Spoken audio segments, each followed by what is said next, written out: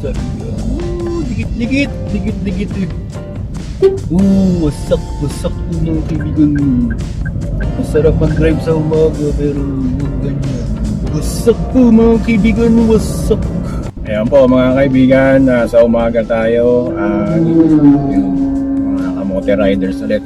Hindi siya reaction lang, yung mga banggaan na ganyan. Huwag po tayo mag-shift ng downshift na hindi natin tinatapakan yung kung gusto natin mag-slow down kasi hindi na warningan yung kasunod, yung nasa puwetan natin, nasa likod natin, tumitigil pala kayo bigla. Kaya ayan. Tsaka syempre, nandun tayo sa mga sumusunod, distansya lang, 5 minutes 5 seconds dahil highway kasi naka-tailgate lahat sila kanina sa napansin kong andar.